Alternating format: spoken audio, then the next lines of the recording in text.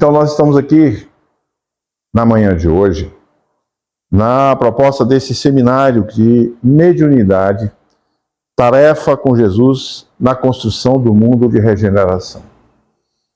Esse tema, especificamente, parte do título dele, nós buscamos através, por um livro de Joana, de Ivone Pereira, que é exatamente Mediunidade, Tarefa com Jesus. E esse livro, ele nos permite, além de compreender o papel mediúnico, também isso. Perfeito. Também traz as mensagens orientativas ao médium, ao seu caminho da mediunidade e o seu propósito da sua tarefa, aonde ele vai nos permitir interiormente refletir sobre qual é o nosso papel como médiuns. Então esse livro, quando eu tive acesso a ele, mudou muita coisa na minha maneira de ser, de observar e até mesmo de perceber a mediunidade como um todo. E o outro livro principal na qual nós nos baseamos para esse estudo é um livro de Manuel Filomeno de Miranda, na psicografia de Divaldo Franco, que é No Rumo ao Mundo de Regeneração. Esse livro, especificamente, eu diria que esse, da trilogia, é um livro escrito para os espíritas, para aqueles que buscam compreender o papel do espírita, a sua interação com todo o contexto universal da vida e principalmente nos caminhos da própria humanidade. Porque diretamente ali nós temos as mensagens do Dr. Bezerra de Menezes, por intermédio de Manuel Filomeno de Miranda e, em muitos momentos, o próprio pensamento transcrito nesse encontro que esse livro promove do pensamento de Jesus. Desde a sua convocação, como relata no livro, e é um livro que todo trabalhador espírita precisa estudar, não apenas ler. Porque o foco principal que esse livro traz é exatamente as diretrizes da proposta do Cristo, e aí nós vamos ver que está relacionado com a terceira revelação, que é o Espiritismo. E vai nos mostrar qual é a intenção daqueles que, margeados pelas sombras, trazem uma proposta única: apagar o nome do Cristo da Terra. Então é um livro que, nos seus 20 capítulos, mesmo quem já leu, volte e estude aprofundadamente, porque a mensagem que está ali tem a ver com o propósito do trabalhador espírita. É um livro direcionado exatamente no contexto da responsabilidade da qual nós precisamos entender.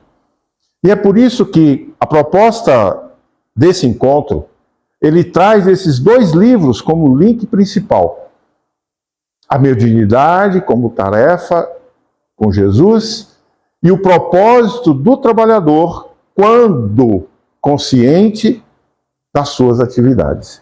E nós temos também, vinculados a esse propósito, a codificação espírita, onde nós fomos trazer, pensar, para podermos alinhar qual é a intenção desse nosso encontro. Também temos base nos livros Mecanismo da Mediunidade, nos Domínios da Mediunidade, Diálogo com as Sombras, que é um livro de cabeceira de estudo de grupos mediúnicos, Seara dos Médiuns, um livro que pouca gente já leu, um livro importantíssimo, e Opinião Espírita, um livro muito atual, onde traz, ao longo dos seus capítulos, os desafios humanos perante a si mesmo, perante a espiritualidade e no seu dia a dia. Então veja que nós estamos aqui falando de aproximadamente de 9 a 11 livros, onde nós fomos buscar, na compreensão desse propósito, trazer aonde nós encontramos, em cada etapa, em cada parte desse livro, a clareza do mandato mediúnico, ou a clareza do que é ser médium, ou a lucidez do que tange a mediunidade. E aí nós vamos ver que nesse processo, que a responsabilidade do médium vai muito além do simples fenômeno de comunicação. Não é só estarmos restritos ali àqueles momentos do encontro da mesa mediúnica, né, como literalmente as pessoas comentam, mas o médium, na sua função de intermediário, é também um ser moral e ético. E precisa entender esse processo, que começa nele mesmo. Porque a mediunidade, aí nós vamos falar um pouquinho sobre isso, que nessa proposta, mediunidade está dentro do espiritismo? São perguntas. Ou o espiritismo que está dentro da mediunidade? A mediunidade é resultante do espiritismo? Ou o espiritismo é produto da mediunidade? São perguntas que nós vamos tentar responder ao longo desse encontro, para que a gente possa entender não somente essa proposta, mas, principalmente, todo o contexto que envolve ser médium. Porque nós temos em nós todas essas potencialidades. Nós vamos ver mais adiante que não só Kardec colocou isso, mas outros que também tinham essa mesma visão, até mesmo contemporâneo de Kardec, mas por um outro caminho, da parapsicologia, entendem que esse caminho sempre foi do homem. Então nós vamos ver aqui que mediunidade, nós temos aqui a imagem da casa das irmãs Fox, né, o advento das mesas girantes. Então, assim, para quem estuda o Espiritismo, começa lá no ESD, né, os seus primeiros capítulos, onde falamos sobre como surgiu o advento da doutrina espírita, parece que tudo começou aqui. Parece que foi exatamente nesse processo. E não foi bem assim. Nós vamos ver que esse propósito, há muito tempo antes, a mumificação dos corpos, que está muito latente na cultura egípcia ancestral. O que era mumificação? Fazia-se a preparação do corpo, balsamizando com ervas, com óleos, com ataduras. Seus órgãos eram retirados e mantidos em recipientes que eram colocados, distribuídos junto ao corpo. Para quem tem uma noção mais ou menos assim, que assistiu aquele filme A Múmia, sabe exatamente qual era a proposta ali do personagem encontrar a Xanamun, que era a paixão dele, e vai atrás de tudo aquilo que ele quer. Então veja, ali existe um livro datado dessa época, chama o Livro dos Mortos, aonde eles falam sobre esses rituais. Esse livro, eu tenho ele, já li, e é muito interessante porque se você não se reporta ao período da época, é como se você estivesse lendo um livro muito atual, porque o contexto que ele traz ali, da mente, da percepção, da clareza, é muito nítido dentro daquilo que ele se propõe. Olá, tudo bem? Bem-vindos. E aí nós vamos ver que esse princípio dizia respeito da vida após a morte. E esses rituais também eram canalizados ou trazidos pelos seus sacerdotes. Eram aqueles que faziam essa intercomunicação.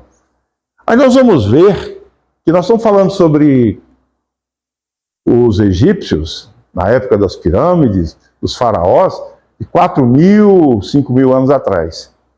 Isso aí nós vamos ver que isso também não começou aí. Recentemente, esse paleantropólogo da National Geographic, Dr. Lee Berger, fazendo as suas escavações, descobriu uma região onde haviam vários esqueletos, corpos, que haviam sido enterrados, datados aproximadamente de quase 100.000 anos atrás. E esse aqui é uma radiografia do local aonde eles encontraram. Isso está, inclusive, na revista científica, em que isso aqui é de uma criança que foi enterrada em posição fetal, com seus pertences, inclusive tinha como fosse uma almofada, recostando a cabeça, e ao lado dele, pertences pessoais e os próprios órgãos. Então veja que quando a gente fala sobre os egípcios, nós estamos falando de um período. Aqui nós estamos falando de quase 100.000 anos antes, aonde nitidamente, junto de cada corpo desse, haviam rabiscos, sinais que eles entenderam ser, digamos assim, sagrados, como se fosse um ritual de passagem. Porque em quase todos os corpos, aonde esses canteiros foram descobertos, haviam essas escritas, haviam pequenas tabuletas feitas em argila, anexadas ao corpo. E alguns deles, inclusive, traziam na sua mão esquerda, ou colocado sobre o peito, essas tabuletas. Então veja que esse ritual não é algo que foi aleatório. Alguém, ou um sacerdote, ou alguém que trazia essa cultura, que se conectava, tinha essa percepção.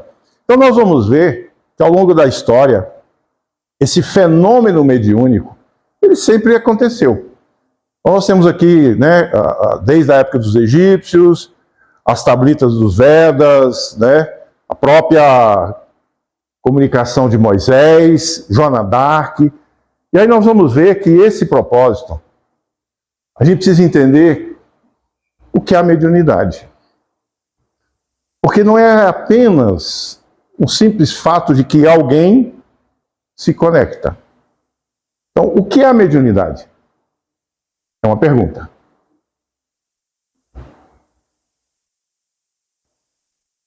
Não é o intercâmbio?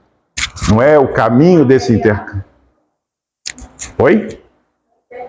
Exatamente. Então, o propósito, aí nós vamos ver que em algumas culturas, que era muito comum, nós pegarmos, por exemplo, a cultura indígena americana, onde os xamãs, pegamos os maias, os incas, os astecas, aqui na América do Sul, vamos para o hemisfério norte, lá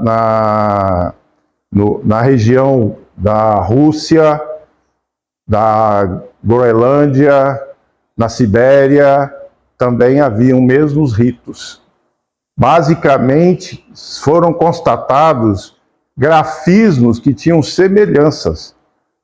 Ratanambá, que foi uma pesquisa recente que está acontecendo aqui no Brasil, descobriu na Amazônia manuscritos feitos em pedra, que são hieroglifos, que foram encontrados dentro das pirâmides, foram encontrados nas cavernas na Sibéria e também foram encontrados nas cavernas aqui no Maranhão e na América do Norte, que tem similaridade. Ou seja, havia, em algum propósito, em algum momento, alguém que fazia esse intercâmbio, que exercia isso com muita propriedade. E aí nós vamos ver que Charles Richer, que conceituou a mediunidade como sendo o sexto sentido, Allan Kardec colocou-a em pé de igualdade com os outros atributos humanos, reconhecendo nela uma função orgânica ordinária. Nós vamos falar sobre isso porque existem alguns pensamentos que são controversos com relação a isso, que é natural, fisiológica, inerente a todos os seres humanos, embora em gradações diferentes. Aparentemente, parece que mediunidade é tudo igual. E nós vamos ver que Emmanuel nos mostra que isso não é verdade. E aí, qual a sua origem da mediunidade? Qual a sua relação com o processo evolutivo que atinge todos os seres do globo? As opiniões não são convergentes. Há umas distorções. Ernesto Bozano defendia a tese de que as faculdades supranormais não são e não podem ser levadas a cargo da evolução da espécie. Ou seja, à medida que vai evoluindo, que vai desenvolvendo. Aí é onde entra alguns aspectos. E ele está em ressonância com André Luiz. Sendo assim, sentidos da personalidade humana que deverão aflorar após a sua desencarnação. Então é um processo que nós vamos entender melhor que atributos do corpo físico são estimulados na mediunidade conforme a forma da comunicação. Não teriam, então, uma função definida para a vida física, já que apenas no ambiente espiritual elas deveriam emergir. Ou seja, quando nós falamos da mediunidade, ela alcança um aspecto que é muito mais espiritual do que físico. Fisicamente, o ser não se manifesta. Quando o espírito anima a matéria, esse intercâmbio já se estabelece. Ele já começa a interagir.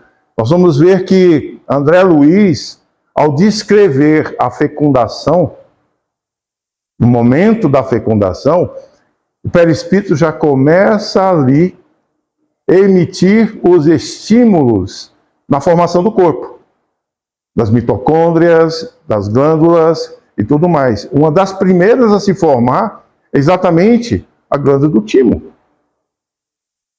que vai até um período da adolescência, quando ela se dissolve e dá origem às demais glândulas, como André Luiz descreve no livro Mecanismos da Mediunidade. E essa dissolvência que ela faz dá origem ao aspecto da puberdade, no homem e na mulher. Quem comanda o desenvolvimento dessa glândula? A pineal. Então veja que existem diversos aspectos que estão relacionados, que condicionam o ser em alcançar e adquirir certas capacidades.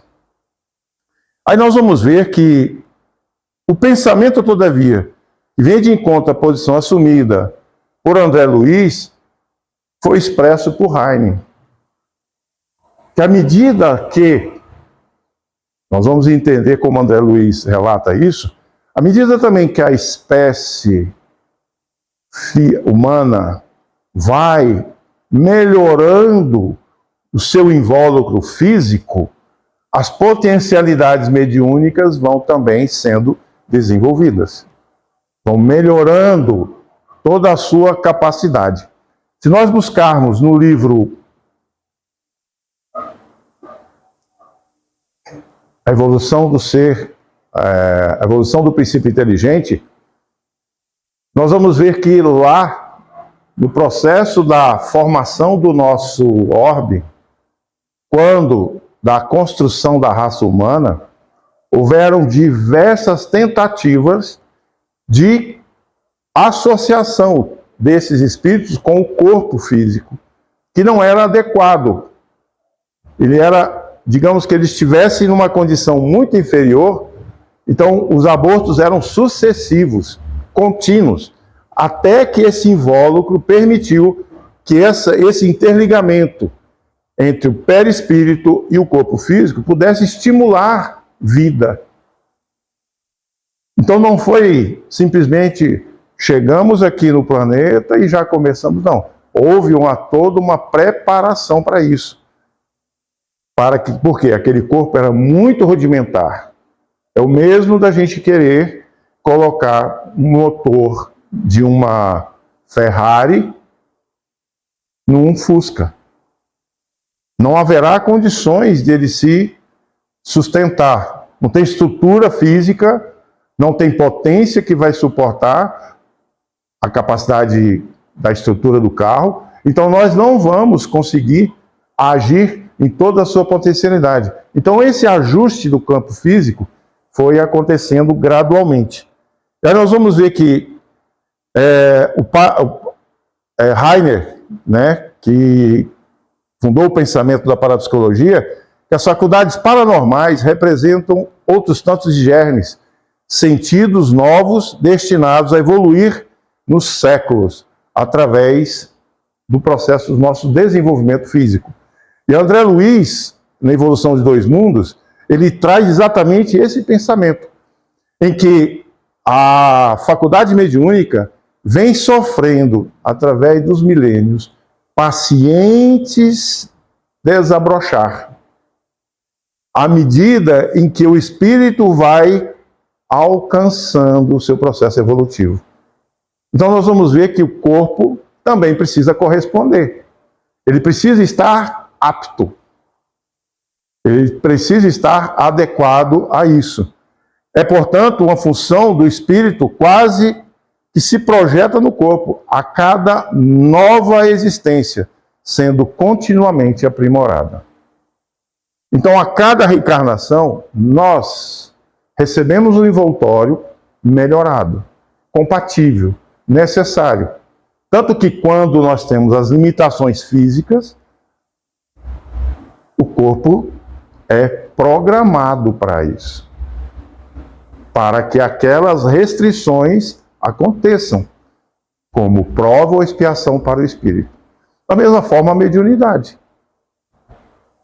A nossa potencialidade mediúnica, ela é correspondente ao que o nosso corpo vai proporcionar nesse processo. Então, essa base orgânica da mediunidade, ela é indiscutível. A faculdade propriamente dita é orgânica, como está no livro dos médiuns. E nós vamos ver, ainda no livro dos médiuns, que as naturezas impressionáveis, cujas pessoas, né, os nervos vibram, a menor emoção, a mais leve sensação, são as mais aptas a se tornarem excelentes médiuns. Então, quanto mais sensível tiver no seu campo físico, maior essa sensibilidade, melhor será a sua habilidade ou sua aptidão mediúnica. E aí nós vamos ver também que com o efeito do seu sistema nervoso, quase inteiramente desprovido do invólucro refratário, que isola esse sistema, na maioria dos encarnados, torna-se apropriados ao desenvolvimento de diversos fenômenos. Quando eu me desloco, quando o médium se mantém afastado do corpo, que restringe muitas vezes, ele se torna mais apto a que esses fenômenos aconteçam. Então, esclarecendo, quanto ao mecanismo íntimo do fenômeno, Kardec reproduz o seguinte pensamento: nossas comunicações com os espíritos encarnados se realizam unicamente pela radiação do nosso pensamento. Então, tudo está no nosso campo de assimilação. Tirando aquele pensamento que até então alguns autores traziam como mediunidade, sendo uma seleção natural da espécie, que trazia dentro de um contexto hereditário, quando aquele corpo, aquela geração encontrasse os recursos necessários, a mediunidade se manifestaria. Totalmente contrário ao pensamento espírita ou aos ensinamentos que nós entendemos, tanto de Kardec, quanto de Heiner, quanto de André Luiz.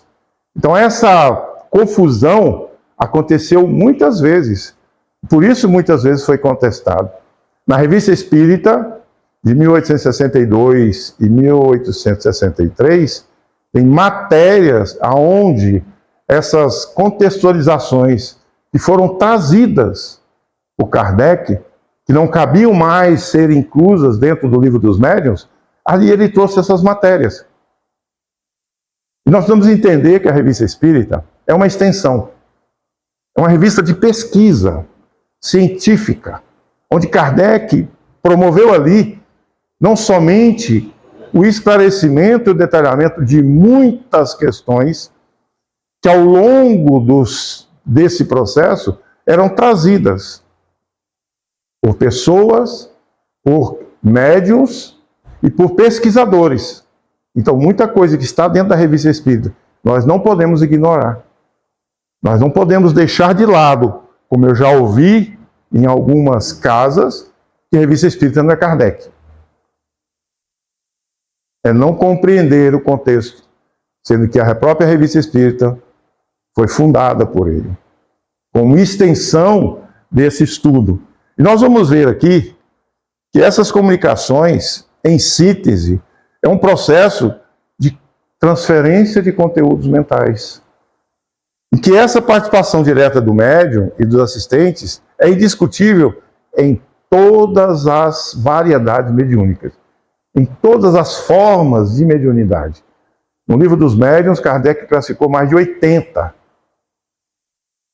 Então, há sim essa interferência entre médiuns, que é mental, e esse processo faz com que possamos entender melhor. O desdobramento do médium quase sempre procede à captação da onda mental do espírito. E faz com que esse comunicante, conforme nós vamos ver, eu montei esse gráficozinho, para a gente entender como isso se procede. Aí entra o aspecto que nós comentamos. Aqui é o médium, onde ele faz o seu pensamento de adesão, o seu pensamento de conexão, onde ele se predispõe mentalmente na comunicação. Quando o médium está em desdobramento, quando parte dele, é a vontade de resposta, onde ele se coloca naquele processo da sua mediunidade. Então, quais são as partes que vão ser estimuladas? Quando falamos da fala ou da escrita, são os estímulos do lobo frontal.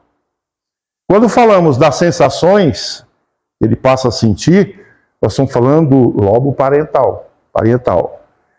Quando falamos da audição, falamos do lobo temporal. Da mesma forma, a visão, o lobo occipital. Ou seja, será que qualquer pessoa vai ter? Por que nem todo médium é vidente? Por que nem todo médium é audiente? Por que nem todo médium é clareaudiente? Por que nem todos sentem as mesmas sensações? Porque o nosso aparelho não está refinado o suficiente para aquele momento. Para que nós possamos estar, nós precisamos entender o estudo, a prática e o conhecimento sério vão nos capacitando. Quando nós falamos do espírito comunicante, nós vamos entender um outro processo, que é a vontade do apelo. Então, a vontade dele, o desejo de ser ouvido, o desejo de ser envolvido, estimula nele, através da sua corrente mental, vai se conectar na epífase. Por isso que o médium, eu estou sentindo um espírito, ele começa a descrever as suas sensações, porque já começa a haver uma prévia percepção. E a partir daí, ele transforma essa corrente mental em corrente nervosa, que vai estimular o córtex cerebral. Então não é somente a sensação física. Muitas vezes o médium, ele sente a dor, ele sente o estímulo, está no córtex. Então, quando da comunicação do espírito, essa influência, esse estímulo trazido por ele, e aí sem contar que dentro dessa possibilidade que o médium tem, das suas habilidades físicas serem compatíveis, ele vai perceber a situação do espírito, ele vai sentir. Então veja que, para isso, é preciso conhecer a si mesmo, dentro do estudo da prática séria. O desenvolvimento mediúnico é muito mais do que apenas reunirmos um grupo e ficarmos estudando e lendo. É tomar consciência daquilo que nós estamos nos colocando. Então, eu procurei trazer aqui, esse campo azul é o corpo do médium. Em ambas as partes, ele vai ter essas reações. Então, veja que todo o conjunto interage. E aí nós vamos ver o seguinte: por que às vezes tem o médium, quando termina a comunicação, aquela dor de cabeça, aquela reação física, enjoo, as sensações que nós falamos aqui, do lobo frontal, o cheiro, a pele. Então a gente sente a queimadura, a gente sente as atrofias. Por isso que é importante que a cada momento, a cada encontro, veja, o nosso encontro aqui, nós não vamos falar sobre desenvolvimento mediúnico e nem sobre reuniões mediúnicas. Vamos falar sobre o papel do médium. Mas é importante a gente ressaltar para que desperte em cada pessoa o entendimento maior desse caminho. Porque termina às vezes a reunião e assim, muitas vezes, as pessoas nos procuram para saber, olha, mas eu até tentei falar, mas já acabam e vai encerrando. Quem me conhece sabe que eu sempre me coloquei à disposição de participar das casas de modo geral. E ao longo desse período que eu estou aqui, há 10 anos no Pernambuco, eu participo, interajo com pelo menos 11 casas, tanto na região do Agreste quanto no Sertão, em Juazeiro, na Bahia, e são casas que a gente tem comunicação direta, tanto de estudos quanto de interligações que nós fazemos em vídeos. E é importante a gente ressaltar que quase sempre há uma certa unanimidade de informações que são trazidas. Muitas vezes recebo, olha, essa semana, na véspera da reunião, eu já estava sentindo e aconteceu na reunião. Eu atraí o espírito? Tem alguma coisa a ver comigo? Então, assim, nós precisamos entender que é um processo de afinidade. E não transferir isso como uma culpabilidade. Por isso, o conhecimento, o estudo, são relevantes. Esses 11 livros que nós citamos no começo, são livros básicos de tudo isso que nós estamos falando aqui, para que a gente possa ir gradualmente, né? Aí nós vamos ver pesquisa mais recente. Quem conhece, né, Dr. Alexandre Moreira, nas suas matérias recentes, aonde uma fonte de pesquisa que foi feita em meados de 2023, onde foram selecionados alguns médiuns e foi feita uma pesquisa prévia, tanto das suas habilidades mediúnicas, quanto também desse intercâmbio, como ele é exercido. E qual o nível de conscientização do médium em relação à sua mediunidade. Então essa pesquisa ela foi feita de forma equânime pela Unispírito. Quem direcionou essa pesquisa para esse grupo de pesquisa da USP foi o Dr. Sérgio Felipe. Então, foi uma pesquisa bem longa, foi cerca de quase um ano. E aqui nós vamos ver que ele traz uma matéria muito interessante. Eu tenho a matéria dele, o relatório completo. inclusive estava em inglês e eu traduzi, da pesquisa, como ela foi elaborada, o que eles constataram, como foi realizada. E por que chegaram a essa condição de que essas alterações acontecem. Aí tem um grupo que tem, mas geneticamente o resto da família não tem, outros já possuem uma predisposição e alguns da família também têm. Então veja, isso vem de encontro ao que nós estamos vendo que 1940 André Luiz relata num dos seus livros, que o processo mediúnico vem ao longo do tempo sofrendo lentas transformações e gradações conforme a capacidade que o corpo vai também permitindo. Há cerca de 25 anos atrás, um francês ateu, chamado Patrick Drouot, eu li esse livro porque eu achei interessante o título, que era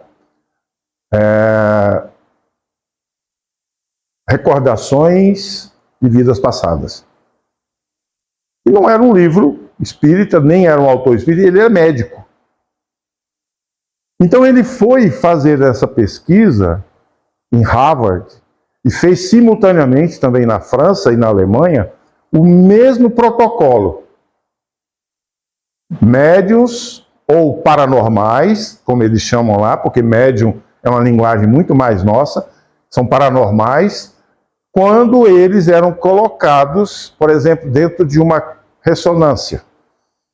O que o cérebro alterava?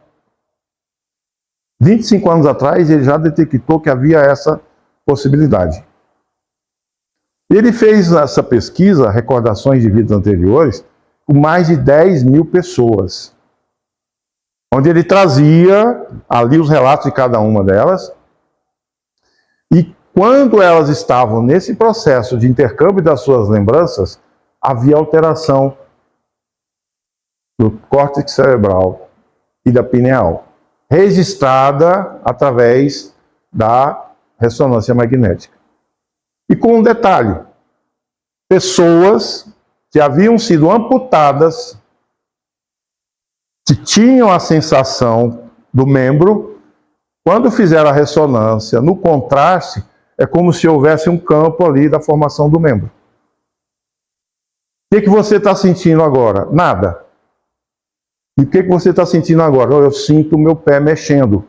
Nesse momento, havia um estímulo que aparecia o contorno na fotografia da biorressonância, como se houvesse realmente o membro. Então veja que o pensamento, quando nós trazemos, como traz aqui o Dr. Alexander, a ação que nós precisamos entender, que esse é um processo biológico, é físico, mas que traz um agente estimulante que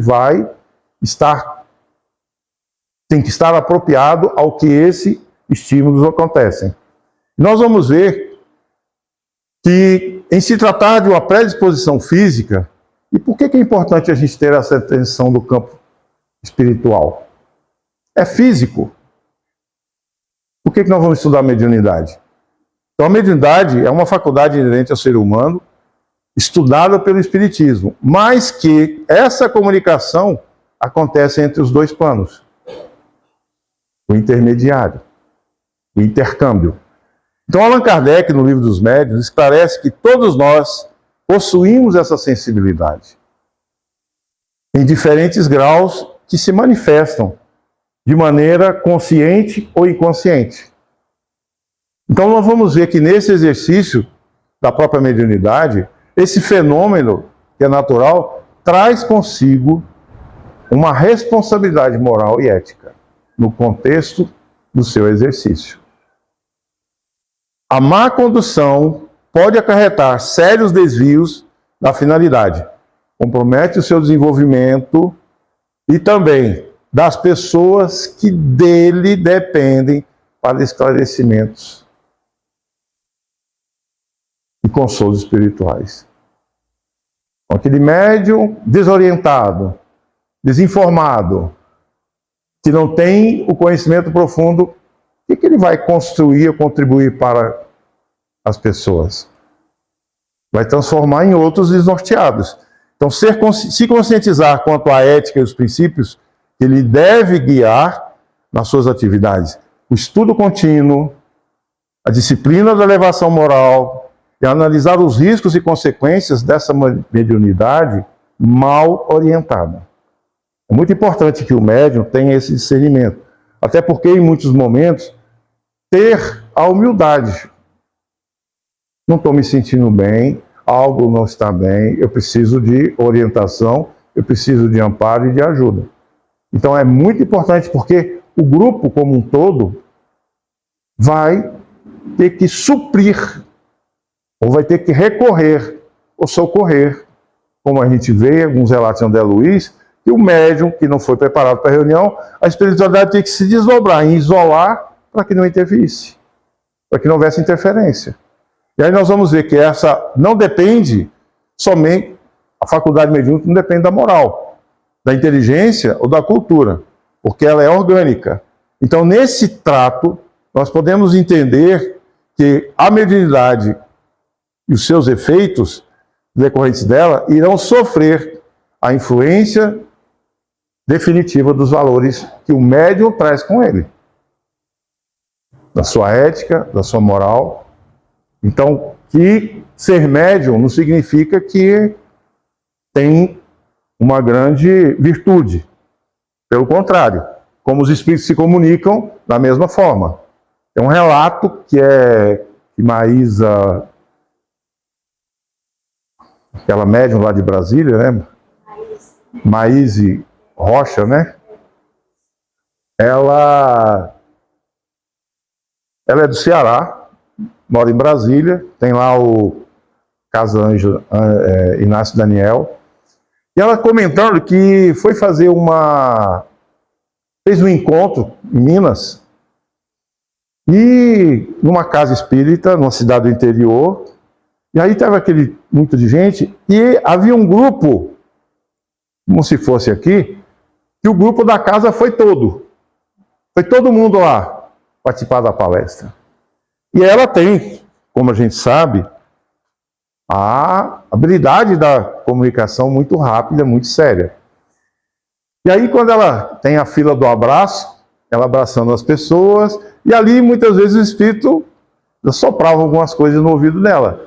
E ela ali, conversando e tal, abraçando olha, conhece Marlúcia? Marlúcia está aqui dizendo que você e tal. Quando chegou numa moça, aí, o seu esposo está aqui. E ele muito dócil, falando com ela com muita suavidade. Seu esposo está aqui, está muito feliz por você, porque você assumiu o relacionamento com o irmão dele. Então ele está muito que é a pessoa certa para cuidar de você e dos seus filhos. E ela se assustou, falei, nossa, isso ainda ninguém sabe, ninguém na família sabe, ainda é segredo. E aí ela falou assim, nossa, eu arrumei uma confusão. Quando ela percebeu toda a bondade, aquela candura que o Espírito estava traduzindo para ela, era ciúme da mulher.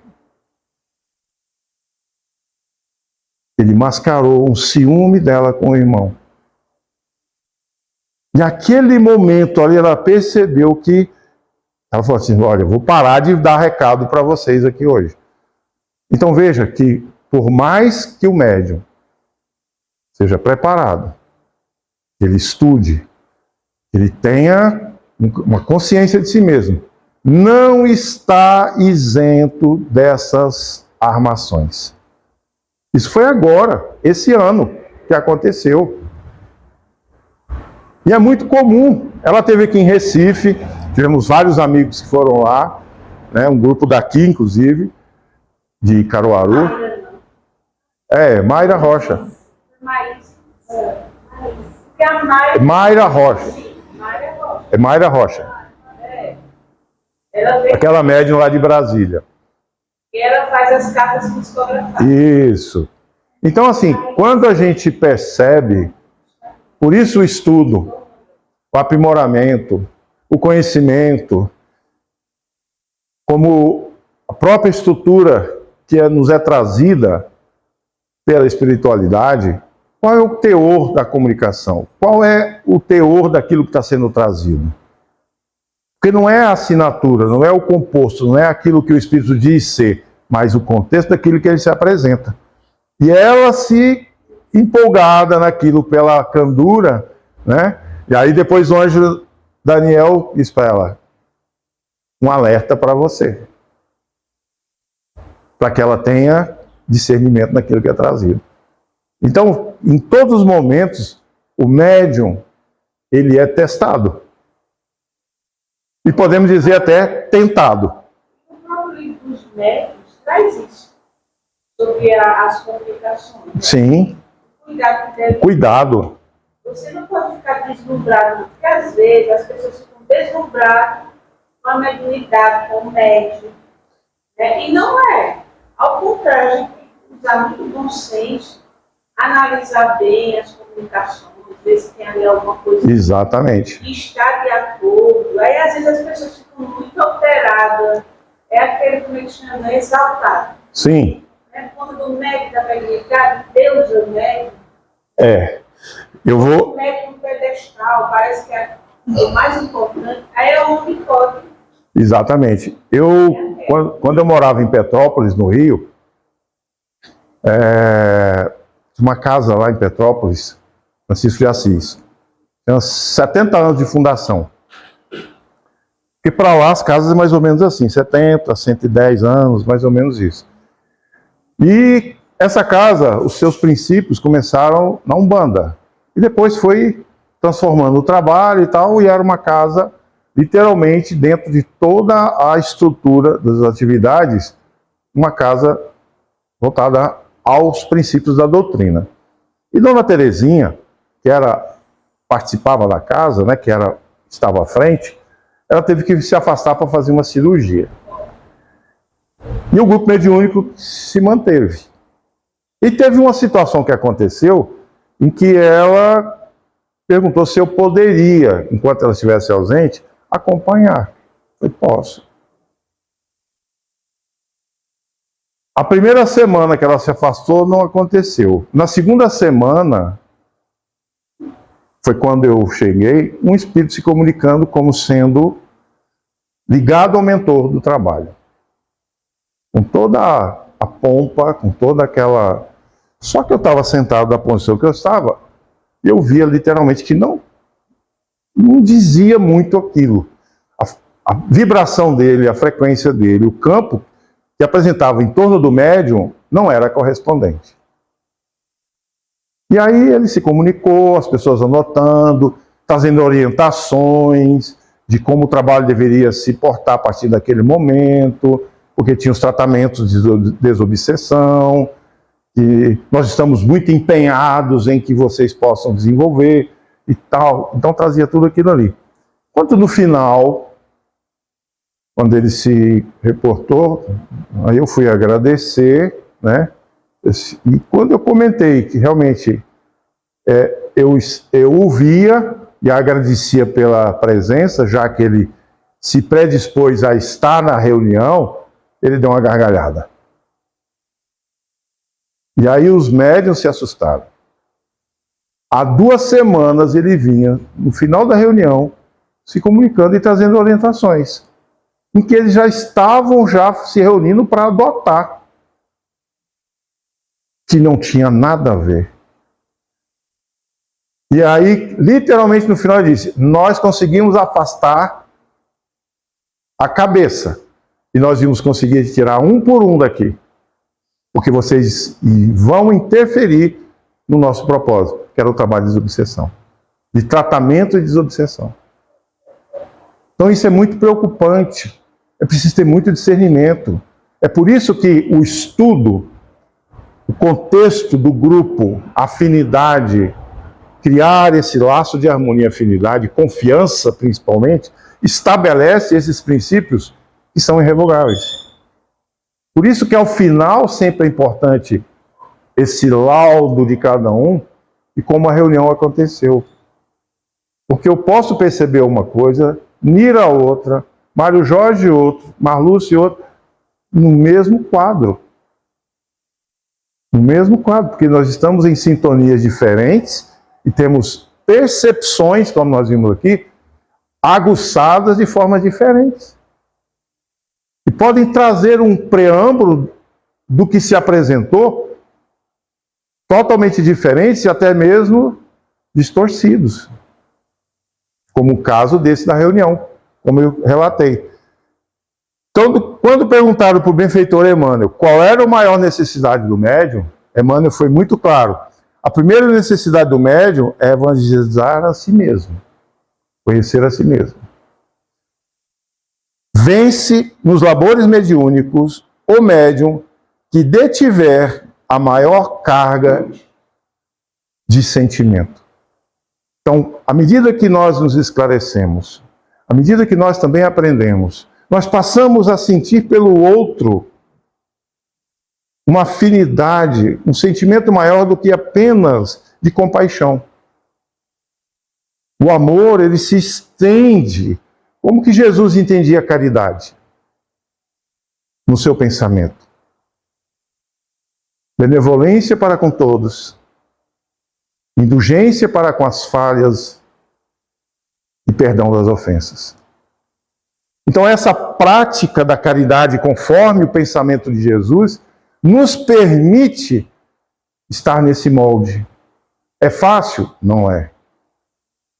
Se fosse, nós estaríamos aqui, ó, como espíritos no seu trabalho. Mas nós estamos aqui, na fisicalidade. Como dizia o meu amigo Henrique Rodrigues, em que ele relata no livro Ciência do Espírito, nós estamos enterrados na carne, que nos limita e nos restringe por uma misericórdia divina, para que nós não venhamos a sucumbir em estados piores do que já fomos. E aí, só um parêntese. Quando nós falamos sobre reencarnação, o Brasil é um país recente. Muitos espíritos, como está lá no Brasil, Coração do Mundo, Pátria do Evangelho, foram convocados para vir para cá. Se nós pegarmos nos últimos 500 anos, quantas reencarnações vocês acham que nós já tivemos? Em 500 anos. Pode chutar. Quanto? Eu acho que nós 3, 5. Eu acho que mais ou menos 100 anos. Então veja. Pronto. Se nós olharmos para nós hoje, nosso presente momento, o que nós somos e como estamos, será que mudamos muito de 500 anos atrás? Vamos tirar aí 500 anos atrás, 1525. As cruzadas terminaram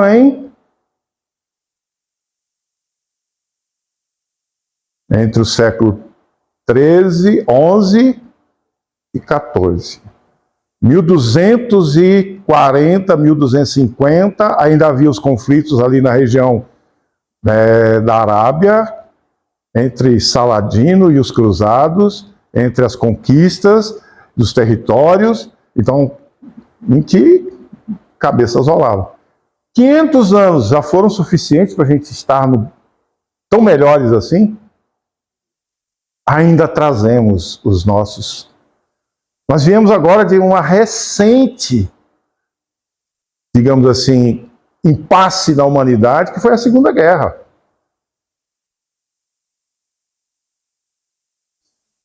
Então, voltando ao nosso ponto, nosso melhor momento da reencarnação é agora, que nós podemos fazer diferente.